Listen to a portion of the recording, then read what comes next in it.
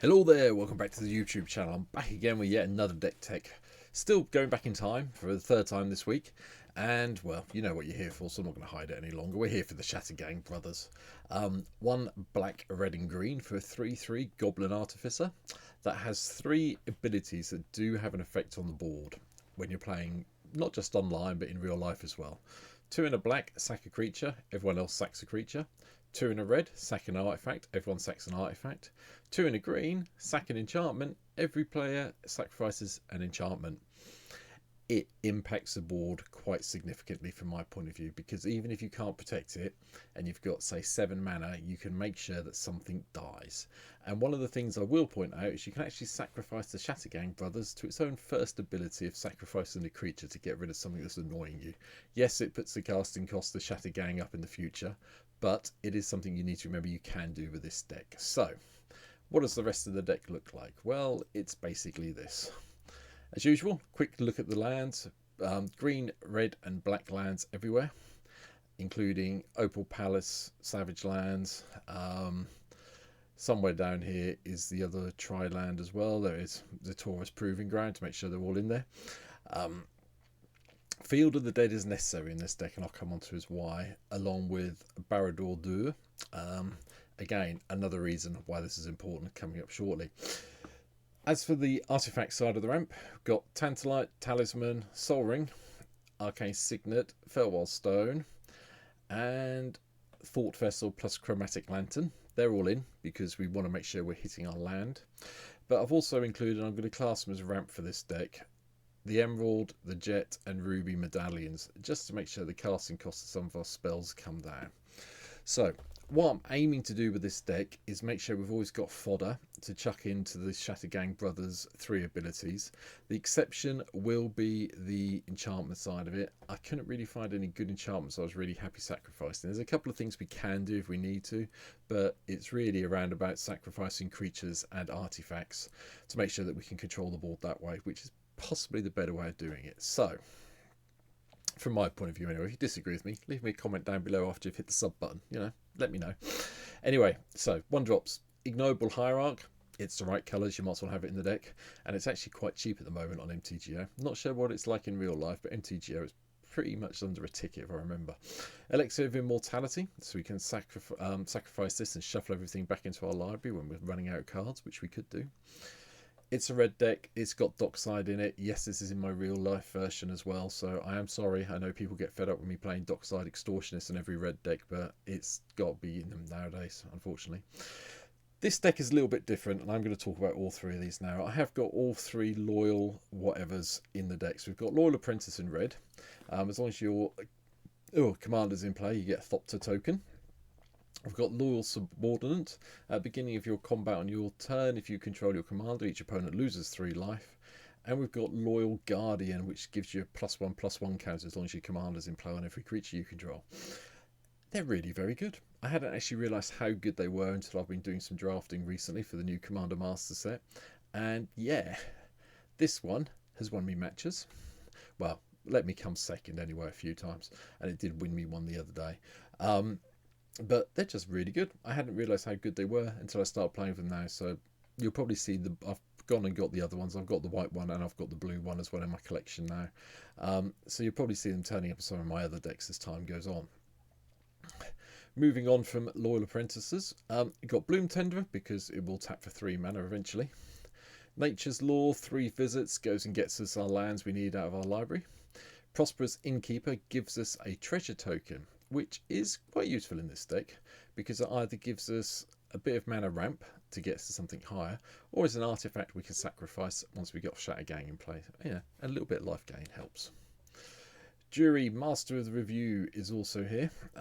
If we're going to be sacrificing permanents, we might as well have this in play and get some +1/+1 counters on it. And if we need to sacrifice it, we do get to zap someone for some damage.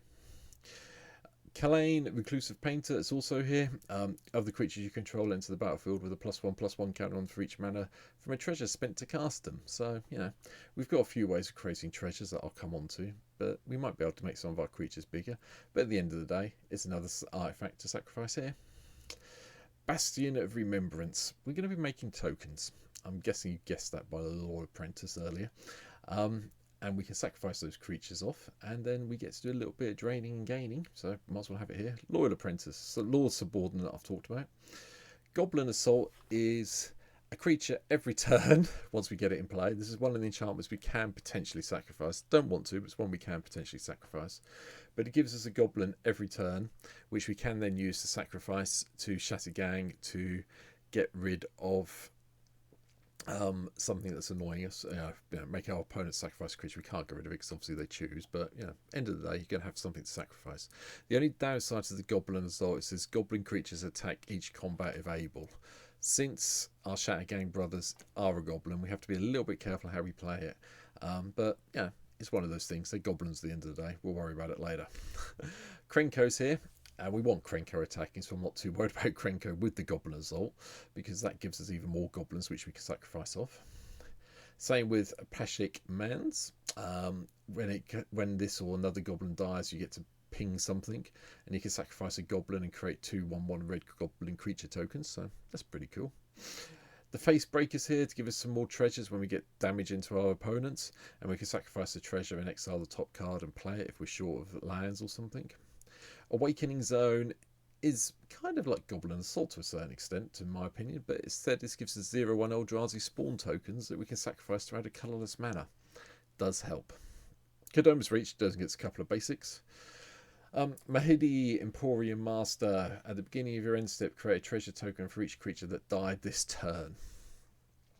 Each creature that died this turn. Not just your creatures, everyone's creatures. So if you're sacrificing things off to the Shattergang with this in play, if you can get sort of like 4 creatures gone, that's 4 treasures you get, which then gives you 4 little things you can use to sacrifice an artifact. So hey, let's not go too excited, but it does work. File Smasher makes an appearance here as well, just so we can get some extra damage in when we cast spells each turn. Grumgully the Generous, again another creature would have to attack with the Goblin Assault, but most of our creatures we have in this deck are non-humans, so might as well come in a little bit bigger to help us out. Slimefoot and Squeak enters the battlefield, we get a Sapling token, that's fine, and again we do have to attack with this if the assault's in play, but we've got a way of getting it back into play if we need to, so that's all good. And Mirkwood Bats. I think everyone's getting fed up with Mirkwood Bats at the moment, but it's making an appearance today in this deck because we are sacrificing things, so we might as well get the opponents losing life when we sacrifice our stuff off as well as anything else they lose. Sling Gang Lieutenant gives us another way of sacrificing goblins, and target player loses 1 life and you gain a life. Just be careful if we've got the Goblin Assault in play, but this is nice. Poor for us, because the amount of tokens we're generating, might as well have this in to get the actual damage going. A Tushi, it gives us some treasures if we need them, and it's a 4/4 flyer at the end of the day, which isn't bad. Where are we? Chain reaction to control the board. Sorry, lost where I was going. The other version of Krenko's here as well. At least we can tap this one in response to Goblin Assault trigger, making it attack. But yeah, this one will give us a lot of Goblin tokens, hopefully. Even more so. Parallel Lives makes an appearance along with Doubling Season, because we're going to make tokens. Let's make a lot of them and just make sure we've always got things to sacrifice. Beast Whisperer, draw some cards when we cast our creature spells. Prosper gives us a treasure every time we play something from exile, and we get to exile the top card of your library at the end step. Until the end of the next turn you may play that card. Assuming Prosper's still in place, still get the treasure token, which is lovely. Death Reap Ritual. At the beginning of each end step, if a creature died this turn, you may draw a card. Okay, it's end step draw, it's not great, but creatures will be dying regularly, so might as well refill our hand a little bit with this. Again, it's another enchantment we can sacrifice if we need to. And Rise of the Witch King. Each player sacrifices a creature. If you sacrifice a creature this way, you may return another permanent card from your graveyard to the battlefield. Nice, like this. Not seeing much play I've seen so far, but I think you should see more than it does at the moment. Reveling Riches is here as just a backup win condition if we get a whole load of treasures. It's not too hard with these two to start getting a lot of treasures, and if we've got 10 at the beginning of our upkeep, we win the game, so backup win. Dictate of Erebus means that when we sacrifice a creature, everyone sacrifices 2, if we do the sacrifice to Shattergang anyway. Ubras the Hidden, gives all our creatures haste. It makes all our opponents' creatures enter the battlefield tapped. does win the game sometimes for us. Doubling Season, Loyal Guardian I've mentioned, and Aid from the Cowl. At the beginning of your end step, a permanent you control left the battlefield this turn, reveal the top card, permanent goes onto the battlefield, otherwise you may, and it is a may effect, put it on the bottom of your library. So, you know, gets you through some of the stuff, but most of the time it's going to be permanents we get to put into play, which, fine by me. Bootlegger's Stash gives us a way to create treasure tokens off our lands. Rampaging Baloths gives us more tokens. Yeah, bit boring, I know, but Rampaging Baloths is just one of those cards, a bit like Avenger of Zendikar, another way of producing a massive amount of tokens that we can sack to this. But yeah, they're both very good. They both deserve to be in here.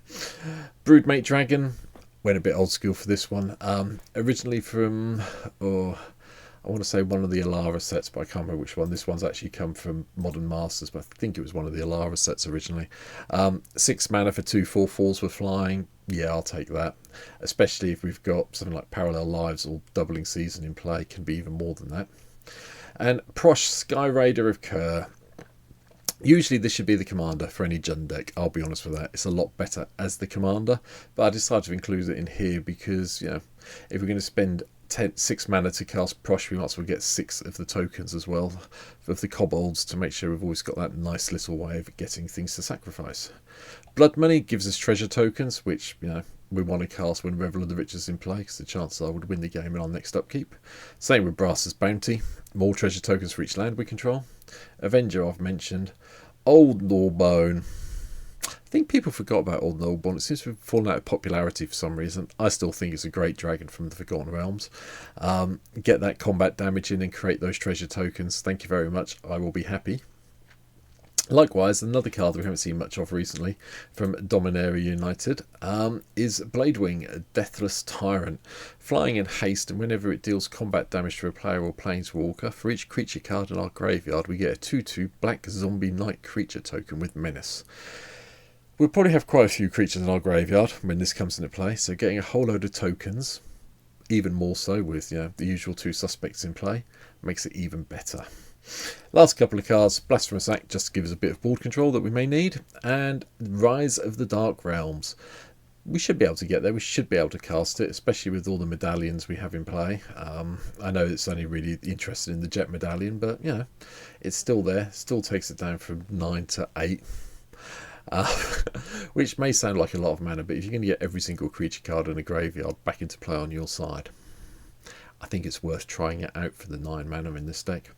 And this is very much my build in real life at the moment. As you can see, there's nothing like in Mana Crypt in here or Mana Vault or anything overly expensive, but this is actually what my real life build looks like for Shattergang at the Brothers at the moment, and I do enjoy playing it at my club. So yeah, it's now actually appearing on MTGO for the first time. I'll probably be streaming a couple of games with this tomorrow night, so come and check out the stream. There's links down below to my Twitch stream. Be lovely to see you. Come and say hello over there, and yeah, let me know in the comments down below what you think of the Shattergang Brothers, or this version of the deck anyway, and hopefully you'll come back and see my videos again. Hit the subscribe button, hit the bell icon, you know when the next video comes up.